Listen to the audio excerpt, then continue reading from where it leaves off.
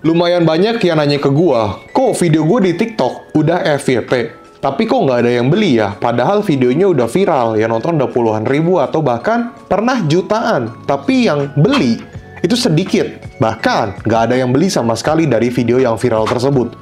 Kira-kira kenapa ya? Misalnya videonya udah viral, yang nonton sampai 100 ribu, tapi yang beli kurang dari 10 atau bahkan 1%-nya aja nggak ada. Nah, di sini gue mau evaluasi dan gue ngasih tau kalian, apa sih penyebabnya, kenapa video yang viral itu check out-nya sedikit. Seperti yang gue infokan kepada kalian, teman-teman di sini kalau misalnya ada pertanyaan, silakan komen aja teman-teman. Karena kalau misalnya gue nggak bisa jawab pertanyaan kalian lewat reply, gue biasanya akan buatin videonya khusus seperti ini. Karena gue merasa pertanyaan tersebut harus gue jawab lewat video, kalau nggak nanti bingung. Dan kayaknya nggak cukup juga gue jawab lewat reply. That's why di sini gue buatin videonya khusus untuk pertanyaan teman-teman semua di sini. So, jadi di sini ada 3 alasan kenapa video kamu yang FYP itu sulit untuk mendapatkan orderan. Padahal videonya udah viral, tapi kenapa orderannya cuma sedikit? So, teman-teman jangan lupa untuk like dulu video ini sebagai bentuk terima kasih dan apresiasi kalian karena gue telah membuat video ini khusus untuk pertanyaan-pertanyaan kalian. Jadi, yuk jangan pelit untuk like. Gue tunggu sampai hitungan ketiga.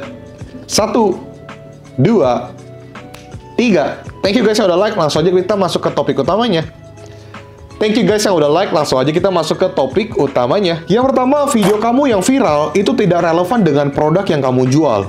Memang seringkali gue melihat banyak banget akun-akun baik TikTok Shop seller atau mungkin affiliate itu ketika masukin keranjang kuning menggunakan video-video yang nggak relevan. Contohnya, misalnya kamu itu menjual apapun itulah, misalnya produk keyboard misalnya. Tapi kamu malah memberikan video-video drama atau cuplikan film. Sehingga, ya keranjang kuningnya keyboard itu nggak ada hubungannya. Betul, video kamu viral, banyak yang nonton. Karena mungkin orang-orang yang sedang pengen menonton film tersebut atau mungkin penasaran. Tapi ketika ada keranjang kuning, mereka nggak akan notice dan mereka juga nggak mau beli. Karena di video tersebut, kamu nggak ada menunjukkan mengenai keyboard tersebut. Tentu aja beda ya, ketika kita membuat video soft selling, hard selling, dan video yang sama sekali tidak ada hubungannya dengan produk, itu jelas ketiga hal yang berbeda. Kalau misalnya kamu video hard selling, memang kesannya orang bosen. Ya, orang malas nonton lah. Tapi kalau video soft selling, itu bisa ada kemungkinan besar videonya viral, orang nggak merasa bahwa kamu itu jualan, dan akhirnya dia bisa beli. Tapi kalau misalnya video yang benar-benar tidak relevan dengan si produk, mau beli dari mana? Karena nggak nyambung sama sekali, teman-teman. Apa nyambungnya video drama dengan jualan keyboard? Nggak ada nyambungnya. Jadi kalau gue perhatiin banyak banget nih, dari cuplikan film, lalu video-video repostan orang, kreator orang-orang lain kamu repost videonya, atau mungkin kamu nge-stitch, atau mungkin kamu membuat drama, atau mungkin apapun itulah, intinya ada keranjang kuning. Itu tidak relevan dengan produk. Masih mending kalau misalnya teman-teman di sini membuat suatu cerita, tapi ketika di pertengahan teman-teman menjelaskan. Contohnya, ketika gue menjelaskan ini, gue asal teman-teman, jangan lupa gue adalah e-commerce konsultan. Kalau misalnya teman-teman di sini ada pertanyaan mengenai jasa-jasa optimasi, iklan, dan sebagainya, teman-teman bisa menggunakan jasa konsultan gue di Rio Gandhi, nomornya di sini. Nah, contohnya seperti itu teman-teman, di mana gue ketika menjelaskan, gue juga kasih tahu bahwa jasa gue apa. Ya, sekalian promosi sih. Jadi percuma banget kalau misalnya teman-teman di sini itu pengen mendapatkan penjualan yang banyak, tapi video yang diberikan itu nggak nyambung.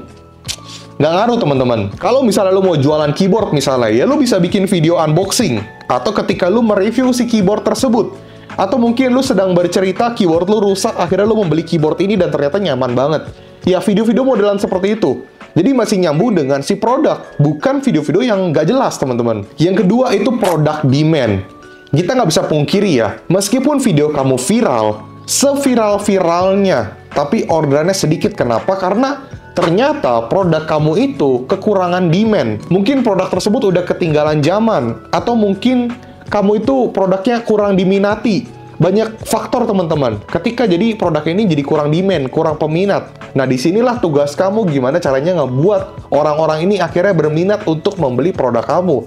Tapi di luar itu, makanya teman-teman di sini sebagai penjual online atau mungkin affiliate, kalau misalnya ingin menjual suatu produk, pastikan demand-nya sudah ada dulu, teman-teman. Kalau misalnya produknya demand-nya udah ada, harganya juga masuk, kamu bikin video yang viral, itu udah pasti banyak yang beli.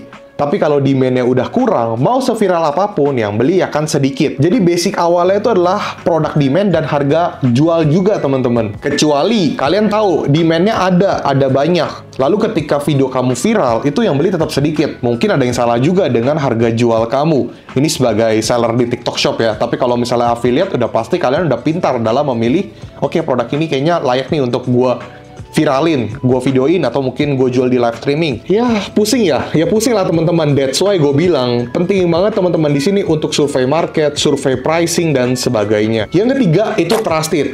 Gak bisa kita pungkiri, ulasan merupakan salah satu kunci utama supaya produk kalian itu dibeli sama buyer.